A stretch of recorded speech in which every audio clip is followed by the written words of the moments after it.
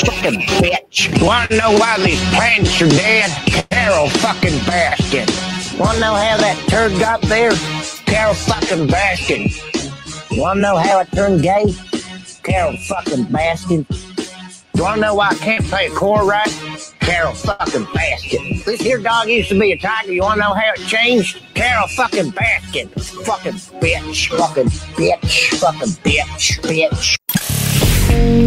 You are now tuned in to this week's episode of our podcast. Today we are going to interview some of the greatest and most influential minds in our field. By sharing our collective expertise, we will show you how to harness, control, and use your own skill set to achieve ultimate success and live the life you want. And now, please welcome your host. Hi, I am your host, Doc Antle, over here in Myrtle Beach. We're doing a little podcast tonight with some of my wonderful wives and some co-hosts in the tiger world. Yeah, John Exotic, John Exotic Fleckle down in Indianapolis. This is ridiculous. We have Hefe Lowe, new owner of the GW Tiger Zoo in Oklahoma. In front of the Tiger World, Tyler Allen in Nebraska. This is by far the dumbest shit we've ever done. Now, wait a fucking minute. Y'all just wait. I can do this all night, fellas.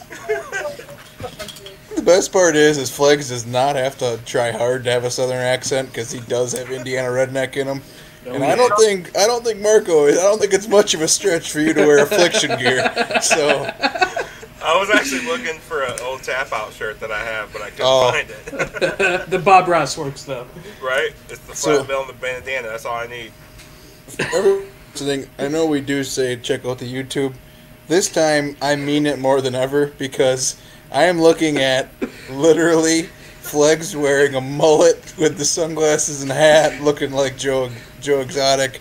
I'm looking at Marco wearing a Bob Ross flat bill hat and a bandana with a Harley? It's my motorcycle gear, just like the Harley that he wore. Just like Jeff Lowe.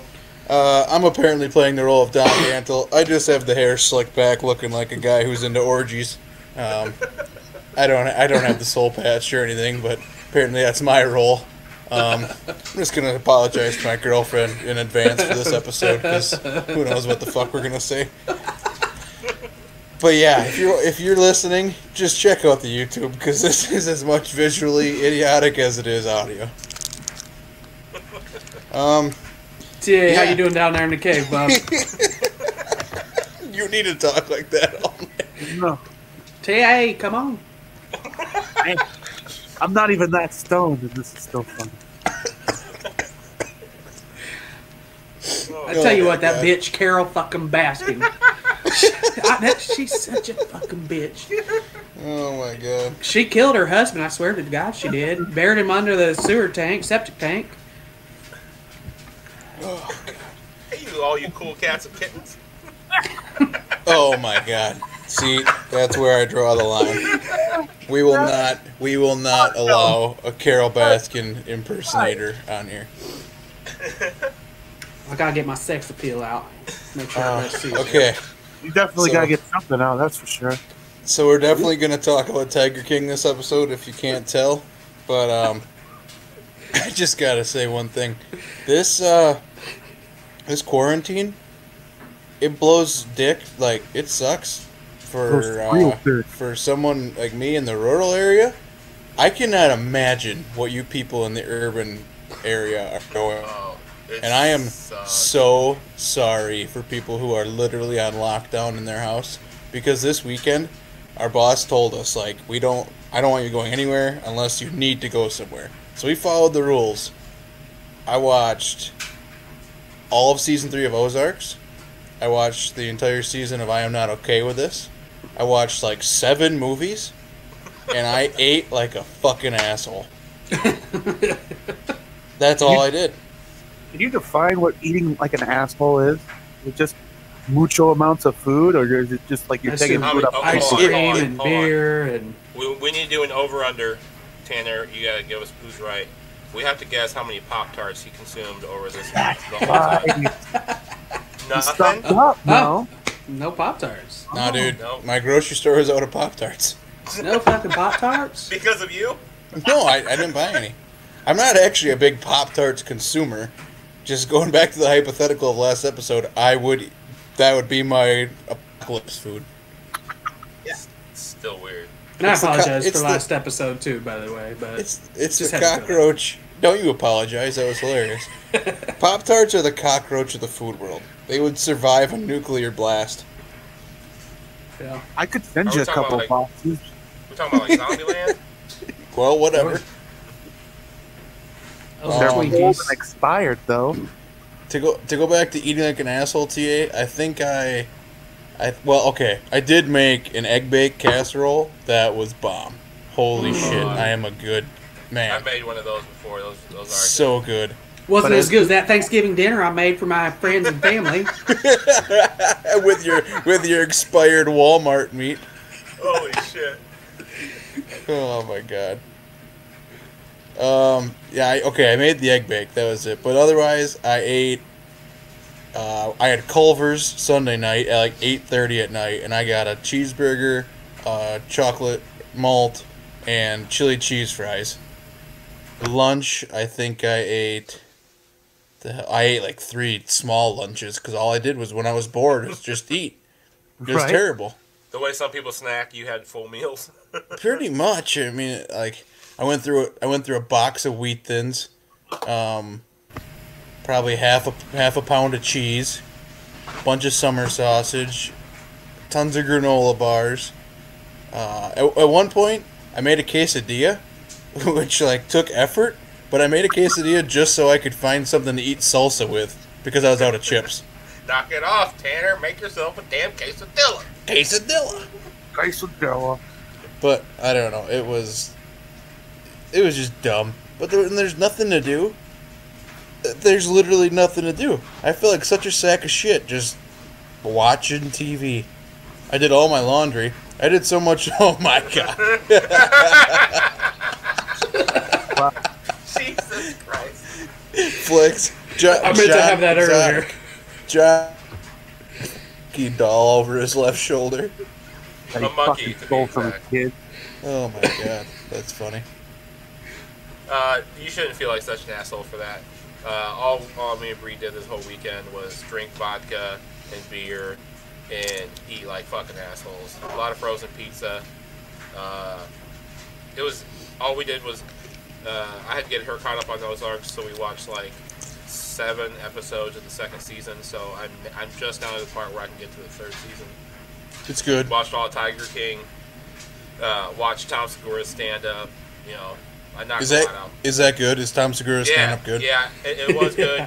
I don't think it's his best one out of all of them, just because he's so hilarious.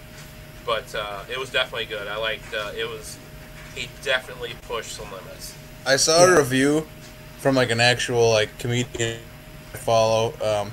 All he said was Tom Segura's too funny all the time, where it made this one seem like it wasn't living up to the standard, or something like that. And then he's like, "Don't get me wrong, it's still one of the 20 best stand-ups I've seen in the last 10 years, but it's probably like the 4th best I've seen from Tom Segura." Yeah, yes. That's fair. So I was just curious, like, Stories was great. Yeah, okay, that makes me feel better. Yeah. It wasn't over the weekend, but I watched Birds too. That was he awesome. did great. Oh. Yeah. I would rate Bert's just above Tom Segura's. I watched them both. Well. It's kind of crazy the way that the first time that the Machine Story dropped was a weekend when I think it was like a massive snowstorm hit after Christmas or something. Yeah. So everybody was kind of like stuck at home, and then his Machine Story went viral. So, and it's just like this time for him, it's the coronavirus. Everybody's stuck at home. So, and I checked on his. It says on the list what's trending, like what's number one. Like Tiger King was number 1, Ozarks was number 2. This was yesterday, but Bert's definitely been getting some views on that stand up for sure. So good for him for sure. Yeah, dude's making money. I'm so proud of what Bert Kreischer's doing. Like, I know I've never met the guy, whatever, but like, he just seems like somebody who, when I root for him, it feels like I'm rooting for your family member. Yeah, well, he actually says that. Guy. Like, I listen to his podcast. I listen to all of them. The one he has by himself, the one he has with Tom, and the one he has with Bill Burr. But one thing he always says is there's like one specific fan that pulled him aside. He's like, "Hey man, like I'm a fan of yours." He's like, "That's cool." He goes, "No man, like I'm a real fan. Like I cheer for you. When you do good, I feel that." And he was like, "That's what's up." Yeah. I feel like a lot of his fans are that way. I kind of told him something similar to that when I did get a chance to like talk to him. Sure. It's like, "Hey man, we all cheer for you. Like we're all like behind you on all this." So he's a genuine dude. He's really awesome. I love that he's telling more stories about his family, because I would say about a third of that stand-up was stories about his family, maybe more. But his kids, especially that little daughter, Isla, she sounds like she's gonna be a fucking crazy comedian, because some of the stuff she does is insane. Yeah, for sure, she's gonna end up being something. Like What is a it? Comedian. Pits and pussies. Yeah. In his, I think it was his last stand-up, he talked about how she was sticking her finger in her ass, making the dog lick it. He like that little girl. She's like Bert Jr. Yeah. Oh shit. All right, can we talk about what we gotta talk about, which is obviously Tiger King? Well, we better. We gotta do this justice. First thing I want to say for everyone listening, what's that? Hold on. I have to admit something to you all. Oh, fuck. God damn it, TA. TA, what? I did not watch it. You want to step out of the chat room or what? I'm going to go get high. He's leaving. We'll text you when we need you. Our producer is leaving. Text me. Oh, my God. Okay, so lame ass is gone. Wow. Hold on. Okay, let's start with what you thought going in. Well, hold on. Before we do that, Trash Man isn't with us tonight. He's taking care of his family. We miss him. So I promised him that Flegs would wear a mullet. I completely said that out of the blue. I did not talk with Flegs before that. I just made that up as like a joke. And Flegs came through and is wearing a very, very trashy mullet. So, Ronnie, awesome. You need to watch the YouTube and be proud, because Flegs is doing a solid to the mullet community right now. Oh my God, he's flailing it. It's my sex appeal right there. You gotta do the... yeah, there you go. God. Oh, my glasses. My sunglasses. Okay, what'd you say, Marco? Before... Like, I even went into this, I didn't know anything about this whole thing, so I went in not knowing anything about what I was about to start watching, man. I knew nothing. I had never heard of him. Even I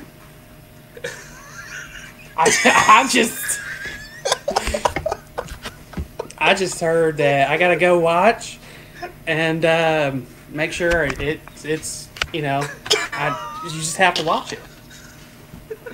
Oh my God, this is gonna be tough to talk on this one.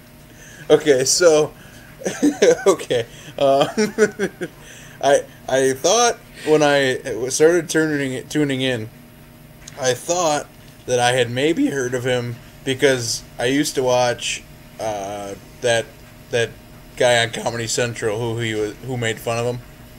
I thought I had seen that segment before maybe, but I actually looked up the episode. I didn't see that episode, but I saw the one before that who was making fun of another crazy guy who was running for president. So I knew nothing about this Joe Exotic.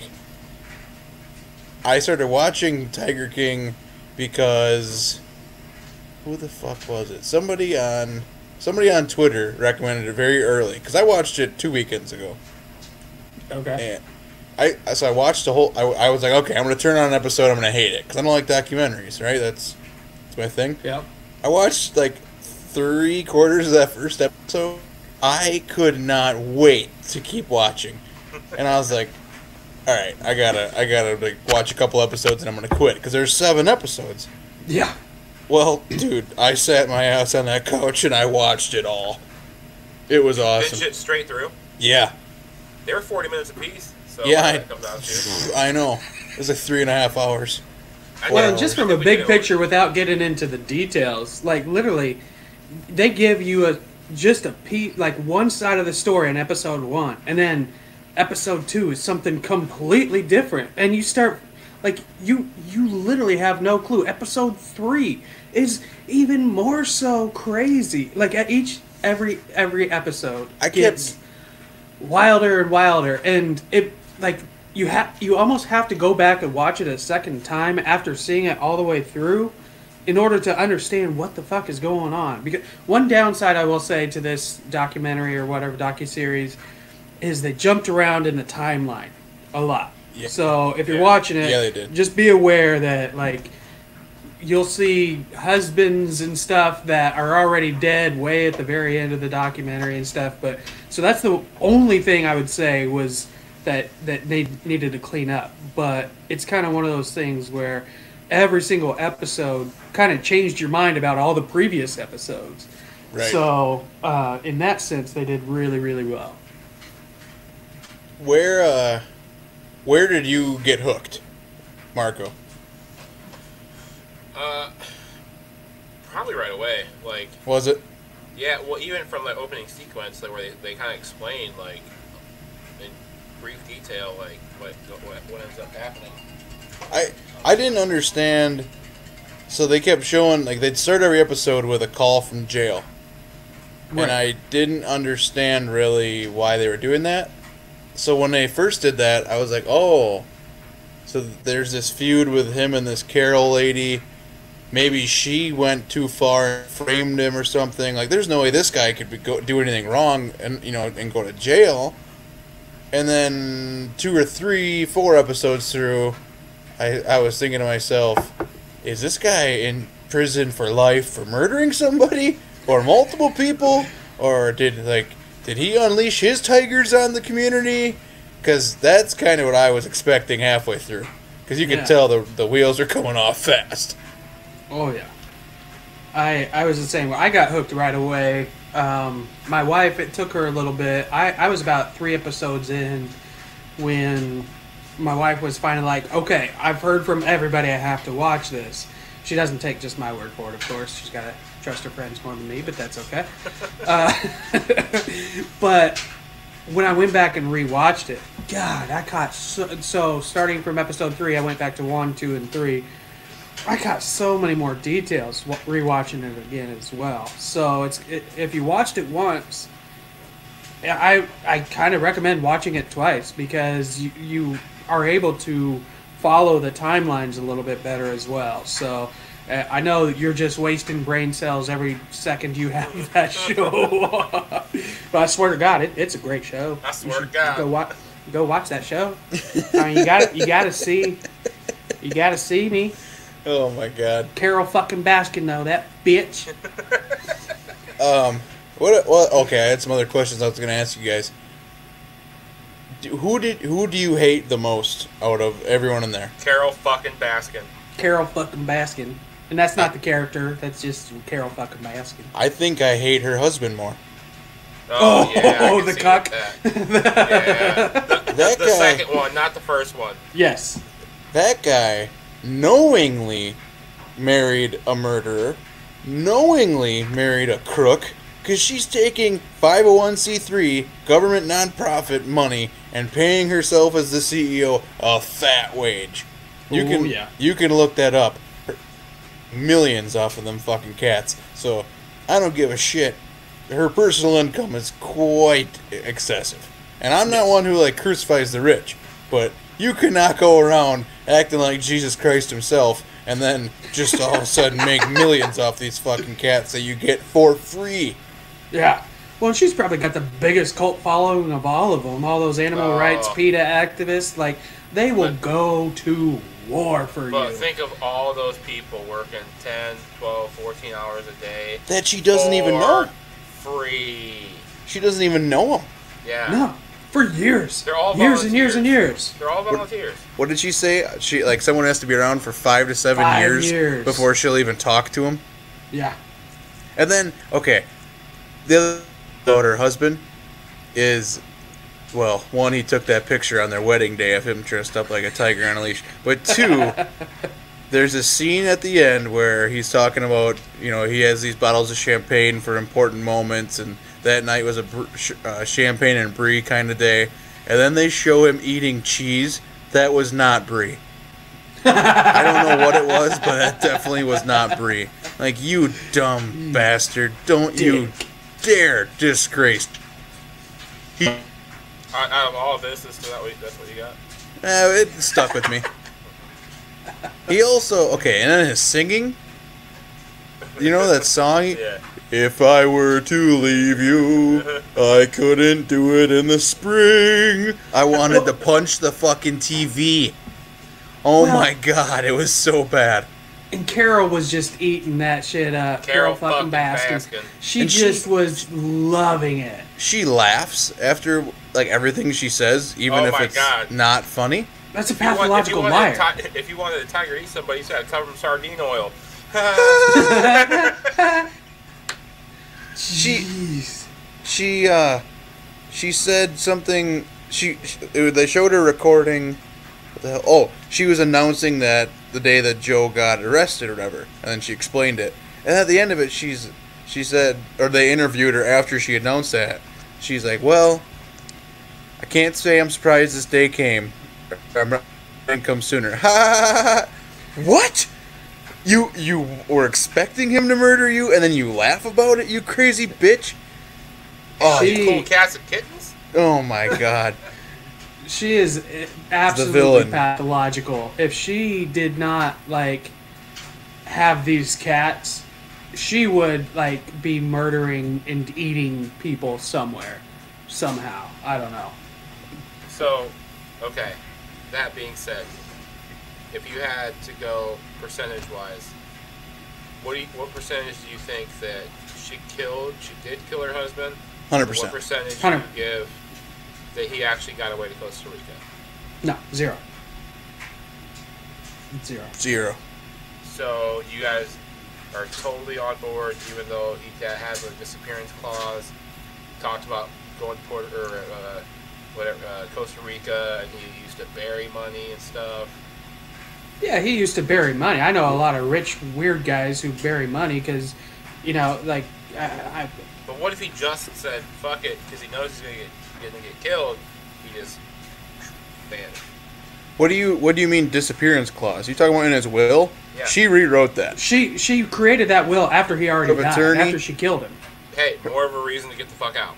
His executive secretary said that locked and sealed building was broken into by Carol. Like, she was caught doing it, and the only things missing were the 2 copies of the will.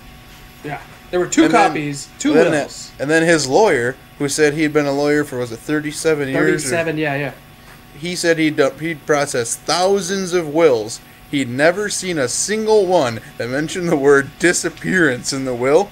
And this just so happened to be on the guy who disappeared? Yeah. And then she said, he made himself disappear? Why would you give up your fortune? What if he took it with him? He didn't. She got it. But, like, how much did he bury? So he could have had, like, a decent amount in cash and gold and silver or whatever when he went. Yeah, sure. Whatever. However, when your spouse that you quote-unquote love dearly or whatever, yeah, you have your hardships or whatever, when you do everything you can to expedite the process to get your greedy fucking hands on the money, you declare him dead the second you can, you're transferring funds out of different accounts so that you're the sole owner, you're doing all this stuff. Like, that's all stuff that you don't do if you actually cared about the person and his family. He had 2 kids that he cared about, supposedly. And, yeah, they may have had a falling out at some point, but, like, you don't... With Paula Deen? Yeah, but also, she never held a fucking service. Like, who does that? that one part where she was like, I just stared out the window and whatever, and then it was the next day and it was over. And I'm like, what? So then she talked about, or they were talking about the events leading up to the night he disappeared, right? Because he said she was gonna leave. He was gonna leave early. So she happened to be out at 4 a.m. getting supplies for the Tigers, knowing that he was gonna leave early, and not say goodbye to him. The only cop that she has supposedly hadn't talked to for 2 years that stopped happened to be her brother. Yep. I don't believe in coincidences. We just interviewed the guy who taught me that, Todd McComas. And then she said something like, "When I was 16, my brother was 9. I wouldn't even know anything about him. I hardly know him." What? My brother's 5 years older than me. Know him really well. Like, I got neighbors who are 14 years apart. They're super close. Yeah, you probably changed his fucking diapers. I don't know. That sociopath probably sold his diapers. Well, and the thing that bothered me, too, was she was being interviewed for some TV station, local station. She said, the hardest part is just not knowing. And she just the face, like, when she said that, she absolutely knows exactly what happened. She is the worst. Sardine oil. Yep. Yeah. We can't just sit here and vent on Carol though, because it would not pay respect to the whole show. I will say that as many times as Joe said that he wanted to kill Carol Baskin, I still feel like he was set up, and this is the only reason I think that. Agreed. Him and Alan fucking hated each other. Hated each other. They talked about killing each other all the time. And then he's the one that went down. Just so happens to work for Jeff Lowe. That part seems dirty to me. Yeah. Do I think Joe Exotic should serve jail time? Yes. He inhumanely euthanized tigers, and that's a federal offense. Yeah, he was convicted for 5, and then he also there should be some campaign fraudulent issues there, which he didn't get touched. Which maybe they didn't even look at 60,000 because they know every other politician's way more crooked. I don't know, but whatever. So I think he should serve some jail time. But Jeff Lowe admitted in that documentary that he was baiting him to get him to say that. Well, you can get him to say anything. I could get him to say he's black and from Japan and the biggest Nazi on the planet. I bet if I could give him a couple $100, the guy would do anything. Yeah. Well, and he admitted to pointing out on Google Maps, the plan where her pathway is, where she rides her bikes. Oh, you should go right there and get her. Yeah, I'll go fucking shoot her right there. I'll get my husband to do it. Because every time he was like, I guess I chickened out. What was up with Alan doing that interview in the bathtub? In the bathtub? What was that? All the interviews were fucked up. Let's get to it. Yeah, all the interviews were fucked up. First of all, the dude with no legs, they kept showing him taking those off, putting them on. Like, I get it. He lost weird. legs. You explain how it happened. We understand that it happened. He suffered through. Why you gotta keep showing that shit? Also a juggalo. You see them clowns? Definitely insane clown costume. The chick with the stuff. The thing? Not a chick. Huh? Not a chick. She's a trans. Saf is a trans man. No, I did not know that. I'm learning something every day. Well, I did not know either. That person with the thing. It took me like, how long did it take you guys to see it? Until after the accident. No, until after they showed me with my paramedic jacket on. Oh my god, the paramedic jacket. I did not see that Saf only had one arm until after that, and then I looked at it and when I rewatched it with my wife, I was like, holy cow, she had that stub. He had that stub the entire time. I had no clue. It was that, and then John with his shirt off all the time, and his teeth, his teeth, man. And the tattoos. Homeboy's and teeth the chest hair. strong. Oh, well, and he's pissed too that they only showed him with his teeth like that because they apparently have video and pictures of him. He's had like implants or dentures and stuff too.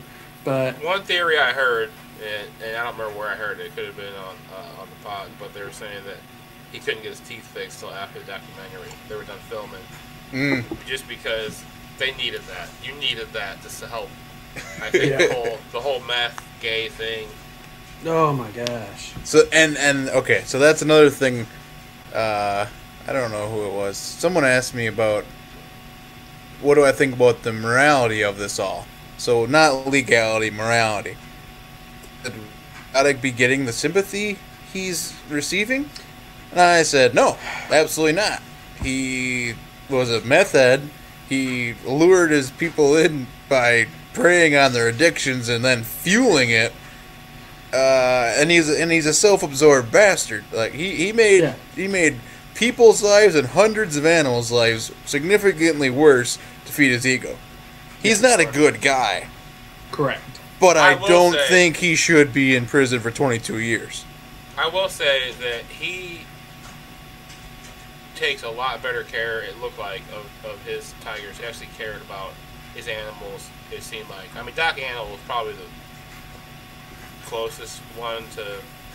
No. The guy in Florida, drug dealer. Yeah. Yeah, okay. He looked like he was doing everything just out of passion. You never saw Carol petting the tigers or getting No. them there or nothing. You didn't get that's to abuse there. according to her. She doesn't touch him. That's abuse. Yeah, you didn't get to touch him there. Showing no love. No. I think for the majority of Joe Exotic's career, I think they really were taking good care of him. People were bitching on Twitter, like, well, they're feeding him expired meat. I said, in the wild, they're eating them live, like they're literally living. They don't care if the meat's a couple days old. Don't get hung up on that, okay? Yeah. Get hung up on that. The fact he's feeding his employees that, and a restaurant that maybe, but Yeah. Don't get hung up on the fact that tigers are eating expired meat. Okay, that's not a problem. Well, and at the very end of the documentary too, speaking of Joe, like they have video of him very early that they didn't play till the very end of the documentary, so there's a timeline thing. But it's kind of a throwback where at the very end of the documentary, but the very early end of his career, he's like, people just need to stop doing these cat breeding. Mm-hmm. Like I'm here for the cats. I'm not here to, make money or whatever. I want to, just take care of my cats. Well, obviously over time, his ego gets boosted, and oh, by the way, there's a lot of money to be made, and I can be the center of my own world, and just he obviously got corrupted, and I'm sure all the drugs and stuff he was doing didn't help him make good decisions. The mall from my hometown, or like right next to my hometown, Valley View Mall in Onalaska, Wisconsin, did make an appearance. And so did Jennifer Livingston from the WKBT channel on News Channel 8. So, just saying, we did help fuel Joe Exotic. So did Iowa, apparently. Well, the chick from Ames, Iowa, that was down at Doc Annal's place. And then that was crazy. Fucking super random shot of Joe Exotic drinking out of a fucking Iowa Hawkeyes cup. I was like, your reaction. I was going to bring that up. When I saw that, I was like, did I just fucking... I had to rewind it, and I pulled out my phone so I could take a picture of this shit. And I was like, did I just fucking see him drink... How the fuck does he have a Hawkeye cup? What are the chances Joe Exotic likes any sports at all? It was probably expired, let's be honest. The gun-toting, mullet-sporting, Tiger King. I think we should get to the campaign stuff at the end, but that campaign video where he's like, I ain't gonna wear a suit.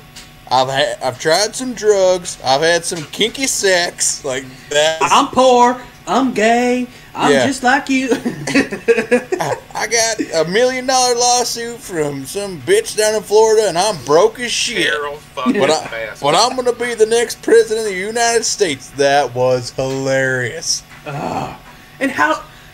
Okay, are we getting into that now or later? Campaign later, but Later. Okay. All right. Next thing I want to talk about. Carol started out like Joe. Joe started out like Carol. Think about that. So Joe was against breeding early, right? And was all about saving the tigers and all about the betterment of humanity.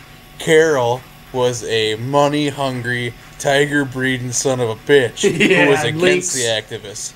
And at some point in their life, they both found a way to profit off of the opposite of their moral beliefs. That was crazy. We literally saw greed warp their mind.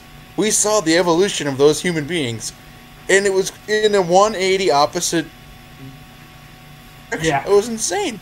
That was complete. To me, that was the takeaway of, like, I mean, yes, the criminal shit, but that was the takeaway of the story, is that, hey, guess what? You gotta be pretty fucked up to be into this big cat world, and we're gonna prove it to you. Watch this.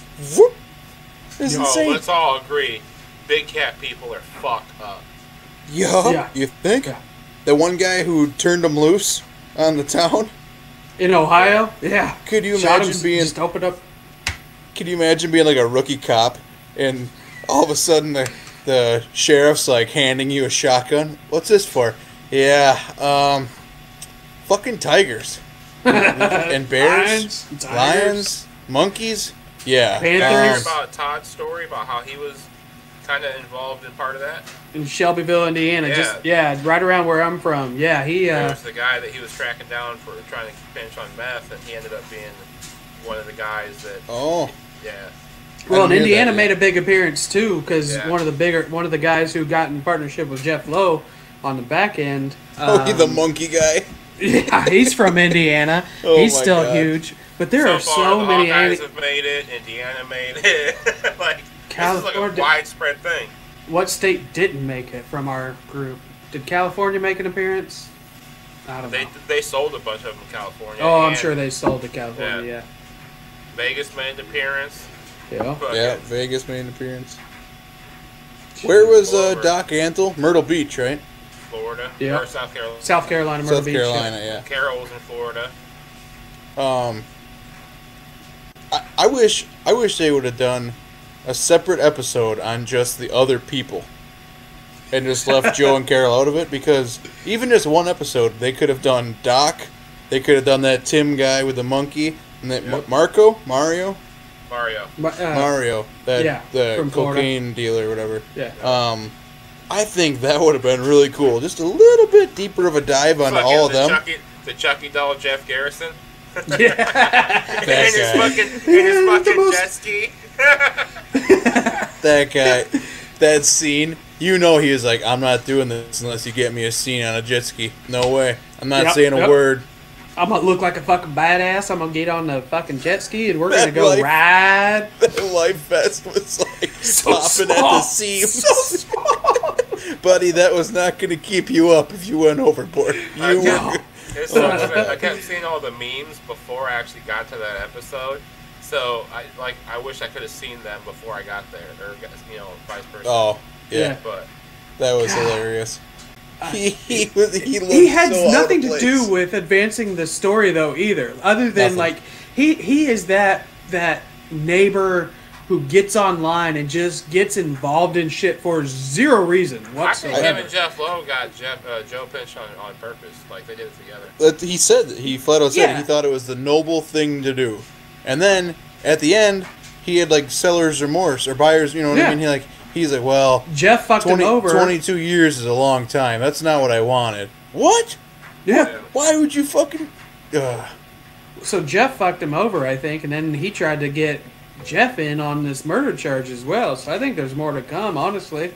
And I don't know if there's still video. I don't know. This story's not done. Over. Doc Andle's place got raided yesterday, apparently. Yesterday? Something like that. I think it's sometime this past week or so. No shit. It said at the end that his place got raided, but he was still operating. Yeah. What the shit else? But we knew this before. At least I knew this before this documentary happened, because Rogan used to have a bit about it, that there's more tigers in captivity in just Texas than all of the wild put together. Yeah. So Wisconsin is one of 3 states you don't need a permit to own exotic animals. And my dad worked on, like, his stepdad and mom owned an exotic animal farm. Mainly, like, llamas and stuff. They had, like, world champion llamas or whatever. But my dad... What does it take to be a world champion llama? Don't know. Same thing to be a world champion dairy cow. You gotta look the best. Whatever. Anyways, not going down that rabbit hole. But Dad could tell you stories. Like, he had all sorts of crazy stories about zebras and mooses and camels and, I mean, all sorts of wild shit. And Mom worked there for a little bit. I don't think they did anything with big cats because they're not crazy. But, yeah, you don't have to have permits to own any of these things.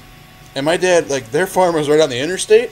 So could you imagine? I wasn't born, but when this was still going, it shut down long before I was born. But could you imagine driving on the interstate through middle of nowhere, Wisconsin? You look off to the right into a pasture and see a fucking zebra? I mean, that would have been insane. I tell you what. I am not lying at all. I can show photographic evidence of this too. I am not lying. My dad won't come out here because he's not like that. But I have photographic evidence. He literally did this for a living. So you just triggered a memory for me. Growing up in southern Indiana, I played basketball all over southern. Exotic. I thought you were supposed to start talking about I grew up in southern Indiana, and there's plenty of meth down there. Don't you be wrong there. But I played baseball, and we played all over, like, down on the river, which is where that Tim guy is from. And I just remembered we were playing against our high school was playing against Madison Shaw. Madison, Indiana is right on the river in between, right on the Kentucky-Indiana border, which I think is right around where that Tim guy is from. And I remember they came up from Madison, and some guy brought some African wildcat to the baseball game. Just on a leash, just put him on a leash. And I wonder now if that wasn't that Tim guy. Because this was, gosh, I graduated high school in 2002. It was probably my junior year. So 2000, 2001 time frame, which was probably when Tim was kind of getting started. If I were to guess. How much did he fucking lose on that new one, on the new zoo? Yeah, I was wondering about that too. If that deal fell through, and according to the documentary, he was footing all the bills so far. Oh, yeah. And he brought all of his animals down there. Yeah. So he shut his place down. So I'm wondering. I don't know how bad it is, but I'm sure there's all kinds of lawsuits into ownership and funding and this and that. But it wouldn't surprise me one bit if he didn't get anything in writing. And why do people trust Jeff fucking Lowe? Like, there's nothing good that if you did just the smallest amount of homework about Jeff D. Lowe. Greasy. The enemy of my enemy is my friend. That is a saying as old as time. People will always do that out of ego and greed. Yep. Jeez, I don't get it, man. But and Jeff Lowe, what boggled my wife's mind, like, he's got a cute wife. Like, his wife is a cutie, for sure. Yeah. And way younger than him. But, like, when he knocked her up and he was looking for a nanny. Getting the hot nanny. We're getting a hot nanny. If you go check his Instagram, one of his most recent Instagram posts is, like, some nanny wearing maybe a sports bra. It might just be a cut-off white T-shirt. Did you see the picture? The nanny is between him and his wife. He's like, got the wife. No. Did you see the most recent picture? Like, of Jeff Lowe's Insta? It was going around Twitter today. Someone DM'd, like, the GW Zoo's Twitter page, and it was like, you banging that nanny? And then the Twitter page, GW Zoo, replied back, wouldn't you? Well, they're in an open relationship, though. She's okay obviously. with it, which that nanny's getting paid a lot of money, I'm sure, too. He's such a dirty, greasy motherfucker. Well, right. I think they all are. No, he was definitely, like... He's the biggest sleazeball. He's the sleaziest. Yeah, for sure. Like, the fucking James Garrison was just a fat stooge snitch. Yeah. But Jeff Lowe, dude, that guy. That's just fucking wild, man. Not a fan. What else did... I don't know. Just... We gotta talk about the campaign. Okay, yeah. Do you think for 1 second that guy believed that he had a chance to win either of those races? Do you honestly believe that? I think if he hadn't, quote unquote, been himself, he probably could have done a lot higher on that campaign than he did. President, no. Yeah. President, it was just complete and utter propaganda, just something to promote his zoo. But governor, I think he thought he could win the governorship for sure. He received 956 votes in the state of Oklahoma. 19%. No.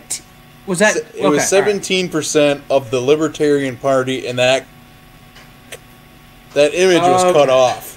Because El Presidente, he shared that. He's like, this is the most wild thing that I saw in the whole documentary. My boy received 17% of the state's vote. It was 17% of a third party in a county. So don't be fooled. He did not fare well. The next thing you're going to tell me is he didn't sing his own fucking songs. Did you guys listen to Pardon My Take? Because he literally screwed the band that made those songs. Oh, of course. He had a country band from Washington State that would write them and sing them, and then record it for him or whatever, and he would pay for them. He stiffed them on the entire last album. And then they went on that other podcast about this and totally blew it up. That was long before he went to jail. Yeah. That's hilarious. Jeez. There was a couple songs in there that I did not mind. Oh, jeez. So, not to bash Carol. The video where he was just had Carol Baskin feeding the tigers. That, I don't care what you think about his music, that was genius right there. That was just sheer genius of him getting Carol Baskin. The one thing we can all agree on with this guy, this whole story, is that he is a marketing genius. Yep. There are people in this world that can get humans to believe what they want easily. He's one of them. Yeah. He got two straight guys. One crazy, rugged redneck. He got this crazy, rugged redneck to go, shit, I am gay. Yep, that's what I'm doing the rest of my life. And then he got a stoner surfer boy who knew nothing about country living from California to move out to Oklahoma and turn gay. And have a ceremony, and everything. Just for meth. That people out there, I know we're talking a lot. Don't do meth. Don't do fucking meth. The Anomalies podcast confirmed anti-meth podcast. Yes. Yep. Anti-meth. Yep. Okay, got that disclaimer out of the way. Don't get all messed up in that kind of life.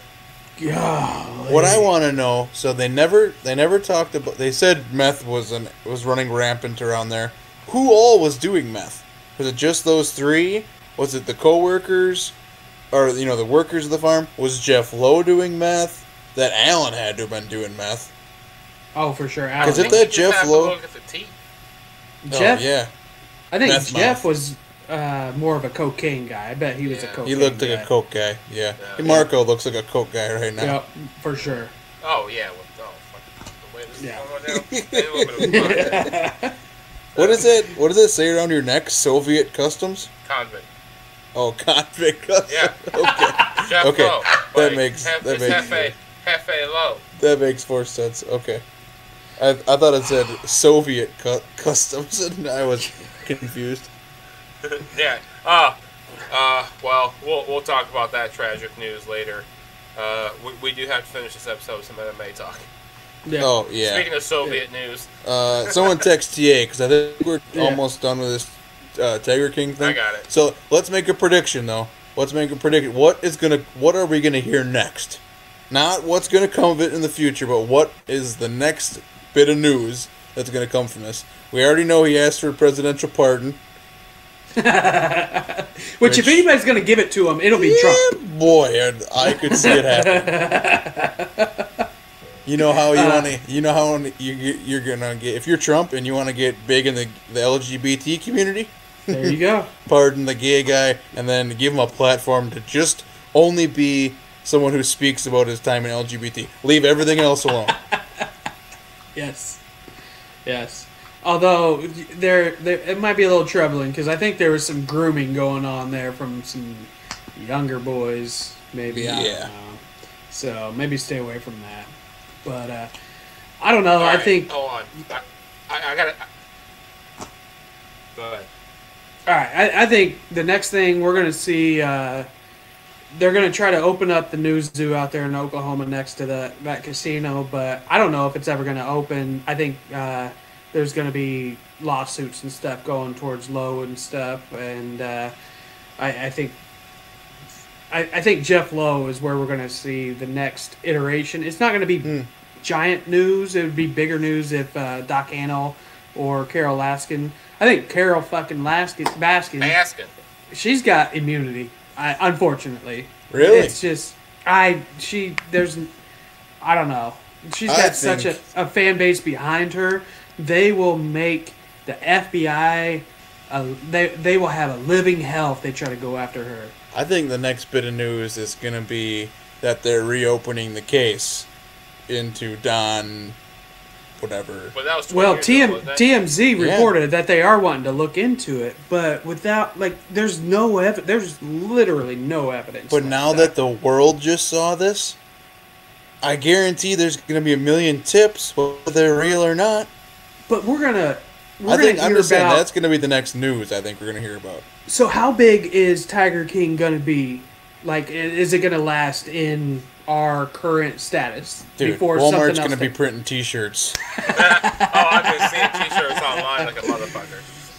But I think 3 weeks and Tiger King is over. There's going to be something else. No way. Yeah. The memes are too fire. 3 weeks. We know when things have staying power.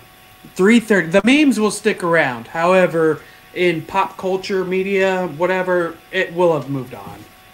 It's unfortunate, but 3:30 right now. It's done. So you're saying March by 30th. April 20th, we're gonna see nothing. Not nothing, but it's not going to be Nothing. huge like it is now. Maybe. I think it's going to carry some stigma for a while. And I also think that, and I've heard a lot of other people do this, but if you had to cast this as a movie, I think I got it. They're doing a movie. Okay. Joe Exotic. David Right fucking here. Spade. David Spade. No, right. Really? Joe Dirt. Joe Deere. Matthew McConaughey. All right. I think for Doc Antle, fucking Jim Gaffigan would be pretty awesome. Yep, that's. Yep. Ken Jack from Lights Camera Barstool did this already, so I don't want to cheat, but Yeah. I feel like he I've heard nailed a it. few of them. I feel like he nailed it. I think for Carol, Melissa McCarthy would be pretty good. Oh. Okay. And for Jeff Lowe, I think just for me, I'm only doing this for me. I think an awesome Jeff Lowe would be Mark Wahlberg. I think it would be awesome. But he can't ditch his accent. I think a good James Garrison would be Louis C.K. That's hilarious. Yeah, but I don't know. It was nuts, man. That was. I don't know if I can watch it a second time. I think my fucking brain can't handle it. Did I see that David Spade's getting like anyone he wants from that Netflix documentary on his show? I don't know. I'm pretty sure I saw that because he had Saf on, and now he had the first husband, John. I don't know. I still haven't seen his late night show. I need to. What channel is that on? Comedy Central. No free ads, but free ads. Everyone should watch that. It's hilarious. Yeah. So look at this. The upcoming series that is based on Tiger King. No. Apparently there's a TV show. People magazine just said, yearning for more Tiger King? Kate McKinnon will soon help to fill that void. Holy fuck. Who? From Saturday Night Live and stuff, Kate McKinnon. She's a comedian. I don't know. Oh my god! Yeah, it's gonna be a TV series. Okay. So the casting. Oh, and that's that guy, that Rick Kirkham dude. The guy, yeah. Oh, fuck that guy from Inside Edition. He seemed evil. He seemed evil from the very get-go. I don't know if it's just the way he talks or what, but he seemed just... He had cruel intentions the whole time, I think. He recorded the abuse. He's just as much of an accomplice if he's gonna... He was getting off on all of that. He's like, I'm gonna be rich off of this, bitch. Make the best TV of all time. Oh, damn it. Another thing I want to talk about. The campaign manager. He was the gun clerk at Walmart, and his dream job was to be a campaign manager for the governor of Oklahoma. Oh my Tyler god! Tyler gets to play that part. Yeah. Ooh, I can see it. Great. And he was by far. There's never been like a libertarian person in any realm of existence that has been the reasonable person. Never. Except in this documentary. Like that was hilarious. Oh my gosh. So he has Travis, the second husband. He has him, Bam Margera, playing him. Oh, I can see that. Let's see here. Oh, Jeff Lowe is Jonathan Banks. I don't know who that is. Doc Antle being played by Large from Barstool. Yeah. If he could grow the hair, yes. Oh my god, that'd be perfect. And Sam Rockwell playing Joe Exotic. I don't know. Who is Sam Rockwell? He plays a crazy guy a lot of times. Green Mile. Yeah. Yeah. He's the Moon Pie guy. Gotcha. And Jonathan Banks is from Everybody Loves Saul, and he's the guy who goes around. Everybody Loves Saul. Put two shows together. Yeah, what? Everybody Loves Saul. Not Everybody Loves Raymond. Better Call Saul. Better Call Saul. Yeah, I don't know if you can see. It's okay. Mike. Yeah. Ehrmantraut from Breaking Bad. Yeah. So then James Garretson being played by the owner of the Raiders, Mark Davis. The haircut. Yes. Oh, nice. It would be too perfect. Just gain a few pounds. So speaking of Sam Rockwell, what's funny is I've been told by people, you guys might be able to see it or not. I've been told in my lifetime I look like 3 people, and this mullet comes from one of those. Not from Sam Rockwell, but Sam Rockwell I've been told I look like as an actor, or a famous person I look like. But Dana Carvey is who I've always been told I look like Dana Carvey. So this is actually a Dana Carvey wig that converts real well. And from Impractical Jokers. Are you telling me that's a wig? Oh, well... You're as fake as Joe Exotic. Yeah, well, it is what it is. You do look like Dana Carvey. You got that Prince Albert with padlock. Oh, that was weird. That was so weird. And Murr from Impractical Jokers is the other person I look like. Definitely. Completely random. I apologize, but... Well, I think that wraps Tiger Talk. We're probably going to reference this going forward, but... What... Carol fucking Baskin. We needed that. Baskin. We needed that during this pandemic. The world needed it. And Netflix delivered the best distraction so far. So, bravo, Netflix. You done well. Fucking Prime, step up. Hulu, step up. That's going to be tough to catch. And I believe our guy, Thomas, I believe he did a documentary, or on Dockheads. I think he did a 2-parter on Tiger King, right? 2 parts so far. 2 parts so far, more to come. Okay, so everybody check that out. Help our guy out. We're gonna be fanboys for him for a long time because he is so talented, and some of just the tweets he was sharing about it were hilarious. I was laughing my dick off at some of the stuff he was saying. The part where he actually on his podcast, he did talk about his involvement in the case. Sure.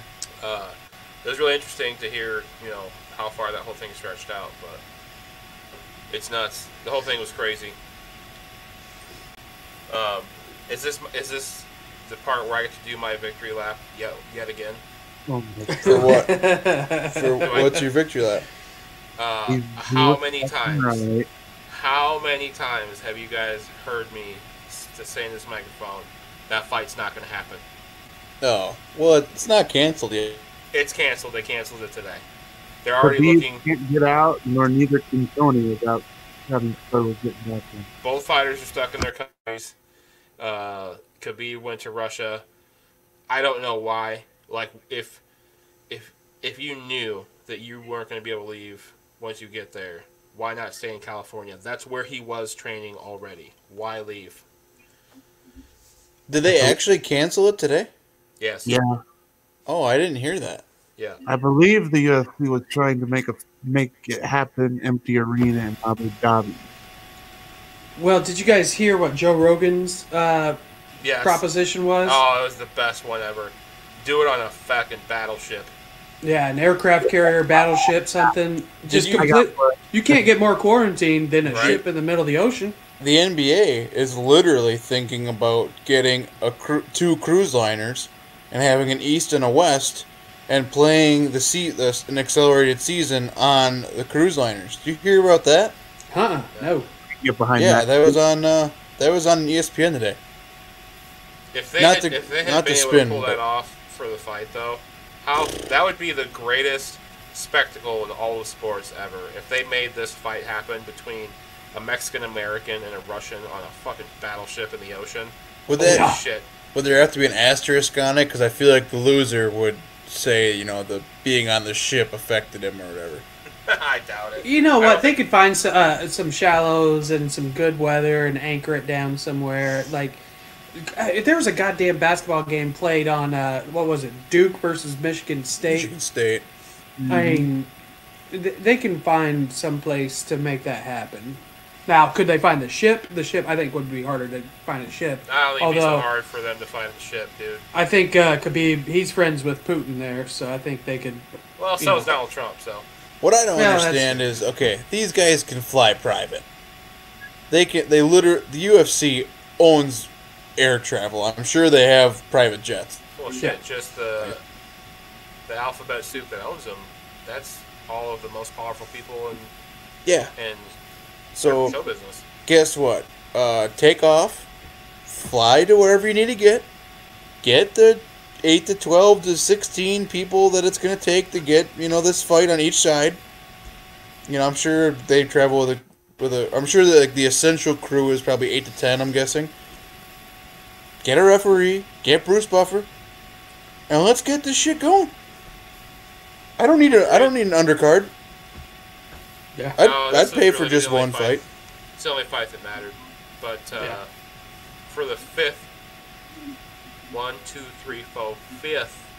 time, this fight is officially canceled. They are trying to get Justin Gaethje for a fight with Tony in replacement. I don't know as of now if that's still happening. Jorge Masvidal, the gangster that he is, stepped up, said, I'm free on April 18th. I did see that. So, I don't think UFC 249 is yet to be canceled, but that fight definitely is. So, I don't know if that fight ever happens. There is no UFC 249 without that. Yeah. If they can get Tony in to fight somebody big like Gaethje, I mean, they could still save the card. Is Tony stateside? Yes. Yeah. California. Where does he? He trains out of California. Mm-hmm. I think he trains with Big Bear with Eddie Bravo is one of his coaches. Sure. Okay. But I don't know. It sucks. I wanted to see this fight, but I just had this feeling that it just wasn't going to happen. So this one falls on Khabib, though. Yeah. Honestly, if he could have just stayed in California. So he was in California. Tony's in California. Dana is in Nevada. Like, let's fucking figure this out. Khabib's now responsible for 3 out of the 5 not happening. An injury, a weight issue, and now this, yeah. And he's the only one, strikes against him, the weight and being in Russia. Tony was all injury, I think, right? And I don't know that they necessarily could have made the fight happen in California because of how strict the laws are. Right. But at least you're fucking close to, I don't know, Texas could probably do it. I don't know. There's got to be something. They could have found some high school gym in freaking Arizona. Middle of Arizona and Nevada somewhere. It's not necessarily the location they need. They need the state to authorize it. Yeah, right, but Nevada would have done it. Nevada would have done it, for sure. Oh, dude, Nevada locked down. Yeah. They shut down. All the casinos were shut down. So, I don't know. I mean, it sucks. It is what it is. But it's nothing compared to how bad of a fuck-up John Jones is. Can we please talk about this? Amen. That guy, I feel like he should just be put out the pasture at this point. Yeah. It is such a tragic story. And, me and TA, like, we've been watching it for a long time. Like, I remember when John Jones was coming up, I was like, man, this guy is something special. Like, it's kind of like Israel Adesanya coming up. You're just like, wow, this guy is a next-level fighter.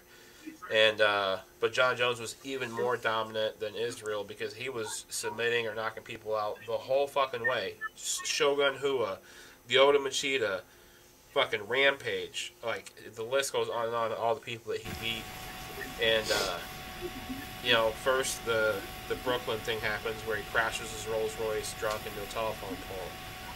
Then he gets in trouble in Albuquerque where he got into an accident with a pregnant chick, had cocaine in the car, took off running.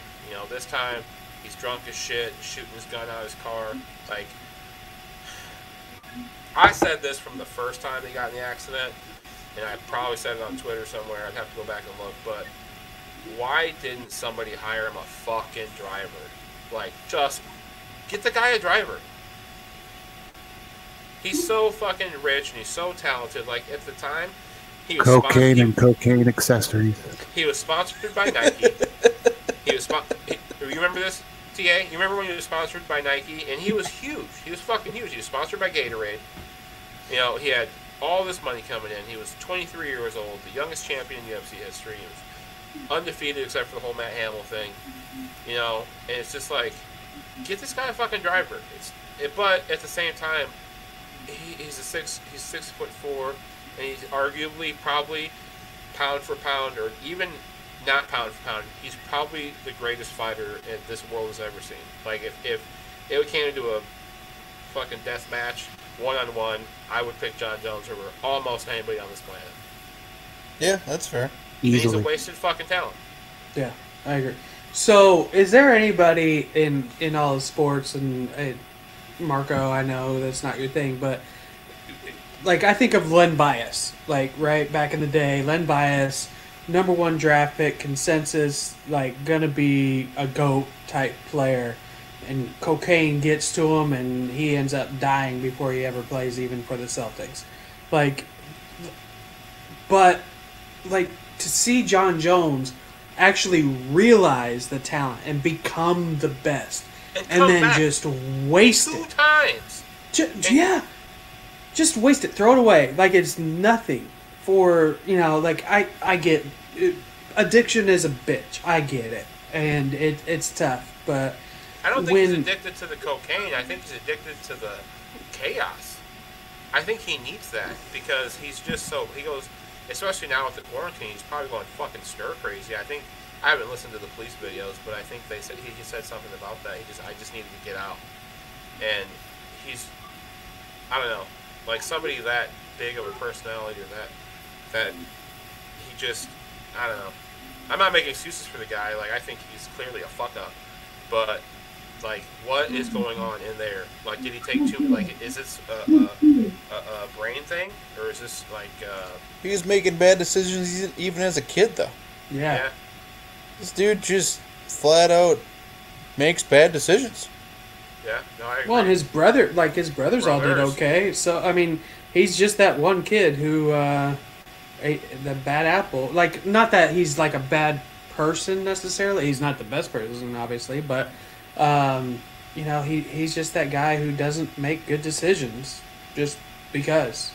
I don't know. Yeah.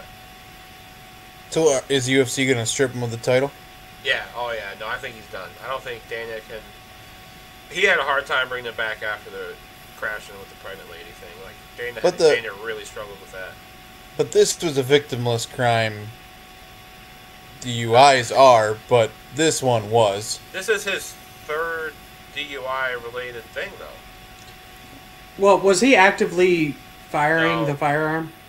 No, but they found shell casings and people reported gunshots. So, I mean, what do you know? Where did he get pulled over at? He didn't get pulled over. He was already on the side of the road. But he still... Well, like, he even okay, said where that was he found? Going to drive somewhere like an idiot. Like in Arizona or something? No, he's in New Mexico. He's in Albuquerque. There, okay. Yeah. Actually, I do Central and like 3rd Street, which I kind of know about where that's at from when I was down there. But he's just...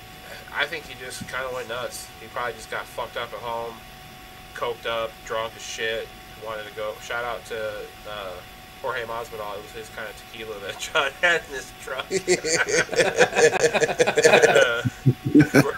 Reposado, I think is what it's called. That's hilarious. Mm-hmm. Yeah, but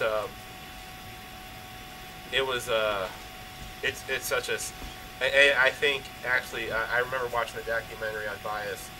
I think this is worse because John has achieved so much already, so many times, and it's just like, why can't you just get your shit together? Yeah. And he's still, the thing that sucks is, he's probably still going to go out as the greatest fighter that ever lived, and everybody's going to be like, yeah, but he's such a fuck-up. Yeah.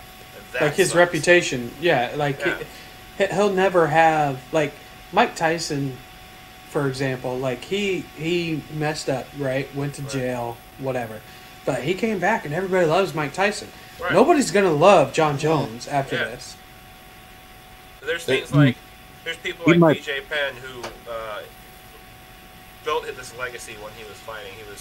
He was everybody loved him. He's my favorite fighter still. But after he's, like, these last few years, he kind of went fucking nuts. You know, he got in trouble for domestic with his wife, and then he's fighting people outside of bars, and it's just like all this shit. It's like, he's fucking up his legacy, but it's after he was kind of washed up as a fighter. Sure. John could still be, he still is, and can continue to be the champion. It sucks. That loss hurt more than this Khabib Tony fight not happening. We lost John Jones. So you don't think we're ever going to get him back? I don't think so. Yeah, it does suck. Yeah. It'd be a long shot. 3 months. I don't see. I mean, you know, Dana White's Dana White, and you know he's done crazier shit. But I think this might be like an AB situation. You know, like I don't know if we'll ever see him again. And that part sucks. You know, big loss for the MMA community because he really was the good goat. Do you think lesser league would take him, Bellator or something like that? Sure. No, for sure, absolutely. Scott Coker. So MMA didn't look. I just don't see John fighting any. What for? Why?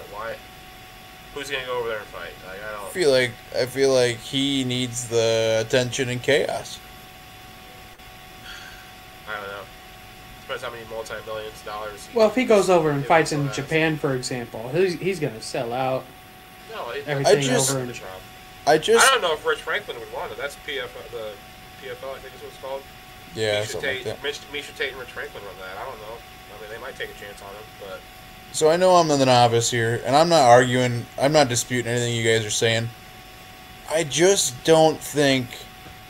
I'm having a hard time wrapping my head around the fact that they're gonna just ban him. Well, you also have to think, inside the UFC, he's also failed 2 drug tests. Mm-hmm. Well, technically, it wasn't at 3, but the one got nixed. Yep. Right. See, I think there's already now 3 outside of the UFC infractions. How many chances are you going to give him? I don't know. I mean, they've already made exceptions. They've already made so many exceptions. I mean, they got I'm guys surprised like he's Greg Hardy in there. But he didn't do that under their name, though. Right, this is before. Is that relevant? Well, I John think Jones it's did relevant. all of this while he was under the UFC banner, kind of. Right. Inside and outside the cage, he's got at least 6 infractions. Think Sure. about the fight. He had the fight that he started with DC, where they actually got physical Forgot with each about other. that. Press conference. I'll just leave it like this. I wouldn't be surprised if we do see him back in a UFC cage. I hope we do. I hope we do. But here's the thing. This whole pandemic's got me thinking about, losing freedoms, losing rights, whatever. Just and whether it's for the betterment of mankind or not. I'm just thinking in general. Why can't they just take away a driver's license and just if the UFC be like, okay, here's the deal. You're living in this house. You're staying in this city. You will get driven by this guy. I feel like they could get a little more involved. I don't know if he's going to go for it. Well, that's what they do with the what are those shows where they wrestle the they bring them all into one house and then they wrestle and go for the championship or whatever. The Ultimate Fighter? Ultimate Fighter, yeah. That's what they do there. It's just true. I mean, he could just live in one of those mansions they put up the Ultimate Fighters in by himself, do the training near the facilities, but he would just have to be agreeable to that. And I think that's where we're going to have the problems, because he's like, I'm not going to live under these rules. Do you see what just happened when he has no rules? He's still going stir crazy and we're not shooting up the fucking air. Okay? True. What do you think is going to happen when he's actually on lockdown? He's going to end up killing somebody. Yeah. Right. I mean, he would have to be agreeable to that, and even if he agreed to it, I don't think he would abide by it. So, Right. It's a good idea. It's just, I think he's gonna do him, and He could have got out of all 3 of those if he just had the driver. yeah. I mean, even if they supplied him with piles of cocaine, I would be okay with that. It's just let somebody else get you there, get away from any firearms, and I don't know. He just wouldn't do it. What's a guy like John Jones need a gun for? Yeah. Yeah. The dude's got weapons. His whole body's a weapon. Yeah. Damn. Yeah, it is sad. I mean, you mentioned what's his name? The basketball player? Len Bias. And then there's that football player too from Oklahoma, Marcus Dupree. Oh yeah. That was the first 30 for 30 I ever watched. Yeah. Oh yeah, that's where I've heard that name. Okay. I just remember he was the biggest waste of talent. Yeah. And he broke the Cotton Bowl record. He showed up 35 pounds overweight, and he only played 2 quarters. He broke the Cotton Bowl record for rushing.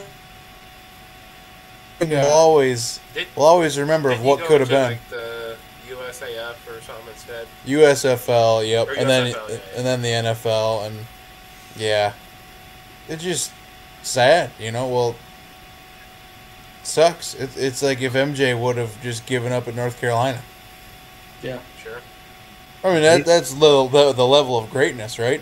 John Jones to MJ. Yeah. Well, the way it all started was he was. Rashad Evans was fighting for the championship, and something happened. They were training partners, and then Rashad got hurt, so they asked John Jones to step in. He was like, "You cool with it?" And he was like, "Yeah, man, let's go do it." And then he went and fucking destroyed and won the championship. And then after that, it created a rift between him and Rashad. Then he beat Rashad. Then he just boom, boom, boom, boom, kept going. To this day. We talked last time. I probably dump on MMA here, but so we talked last time about coming out with some segments from the future, because obviously the pandemic has us a little strapped for sports topics. Has anybody thought of their topic or their segments for the next few episodes to give a teaser for? Obviously, Ronnie wants to answer the internet, which I think could get really funny. We never did the lyrics thing. Oh, okay. Yeah. Should we commit to that right now? Next episode, Marco, we're going to do that? Yeah. Come up with, it doesn't have to be your favorite lyric of the song, just something that you heard and you're like, I want to get the guy's opinion on this. Here, kitty, kitty. Here, kitty, kitty. I saw a tiger. Oh my god. Carol fucking Baskin. Oh my god. Those music videos were so cheesy. Oh, they were the best. For anybody that actually wants to watch his television show and see all his music videos, they are on YouTube. Yeah. Yep. Joe Exotic TV.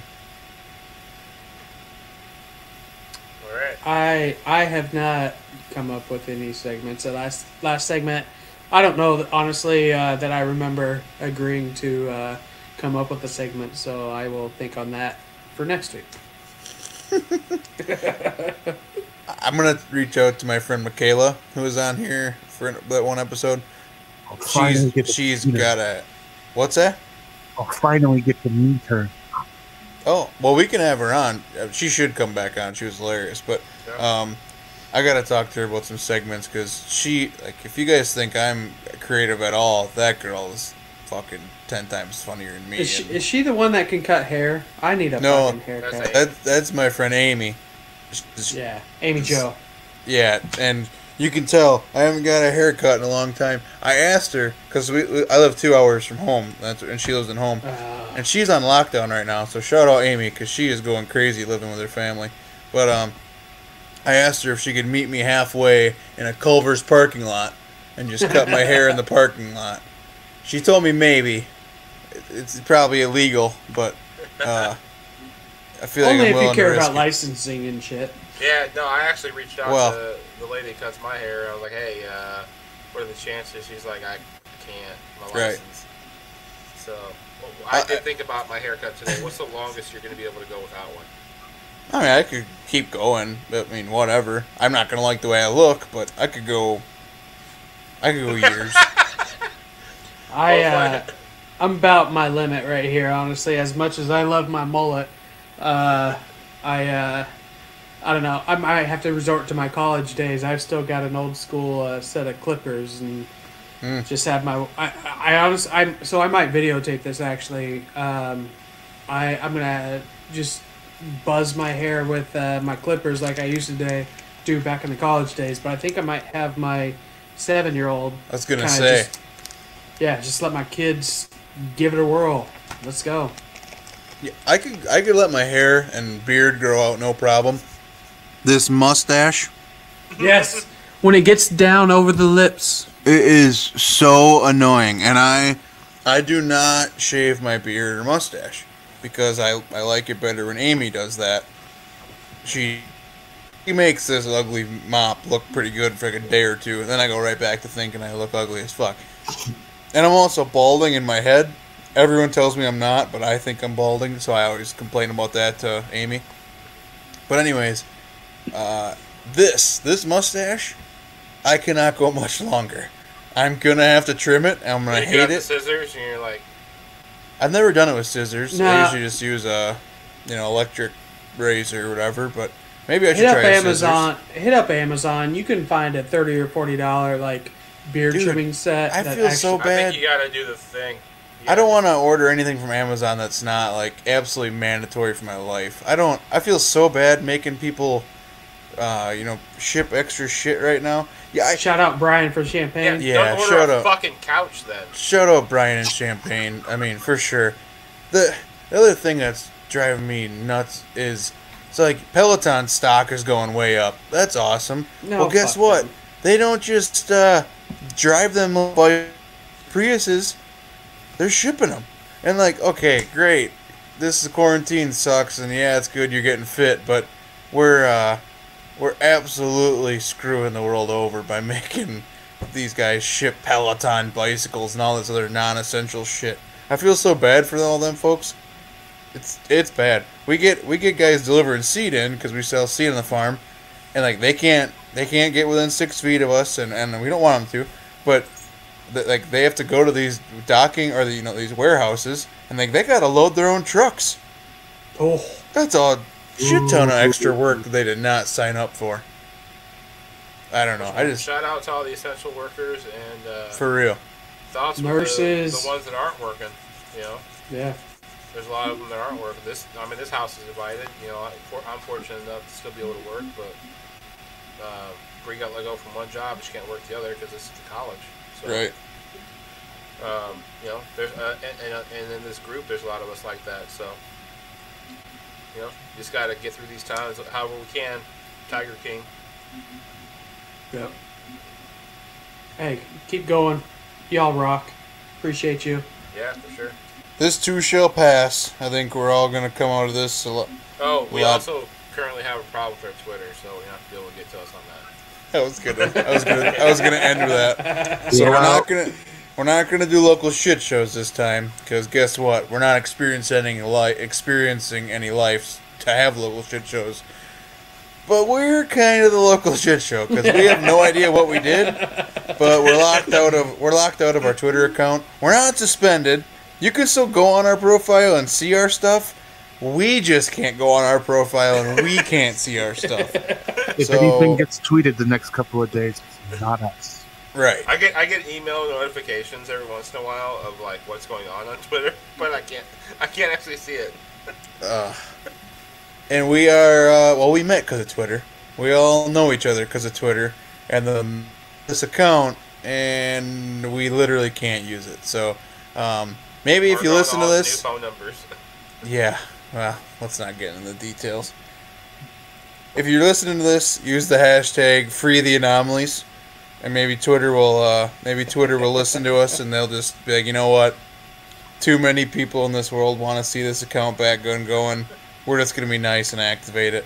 But yeah, we'll let you know what the next course of action is. But until then, we're gonna be pushing the podcast through our own personal socials and through Pro Sports Extra. Shout out to them. I asked those guys for a little extra help to push the podcast out, and we got a ton of interaction from them. They have a really good team put together. They're doing a lot of WWE stuff right now. WrestleMania coming up. We're doing a ton of baseball previews and all these things that we hope are going to come back to us soon. So shout them out, Pro Sports Extra. Yeah, tons of blogs on there. True. So we're going to wrap up. This was fun doing the bit. As for me, I played Doc Annell tonight. I don't know why. I just apparently have slick back hair and look like I like orgies. John Exotic at JJ Flegel with that badass mullet. We're gonna find a way to get clips, like video clips, out of this too.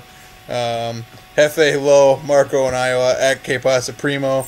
Our guy behind the scenes making sure this happens every week, all the time, at Tyler Allen. We appreciate the fuck out of you, buddy. And our missing member tonight, taking care of stuff on the home front, at Trashman Ronnie. We're thinking of you, buddy, and thinking of your family. So keep being awesome out in California and dealing with all the trash from all the folks out there. And we'll have you back next time. I think we're gonna wrap on this. Everybody, on 3. Carol Baskin is a bitch. Fucking bitch. Hey, I will say though, I would totally take a baby tiger. Until it's like yeah, $2,000. Best $2,000 you could ever spend. Fucking baby tigers. Go bask in that dumb bitch down in Florida. Fucking bitch.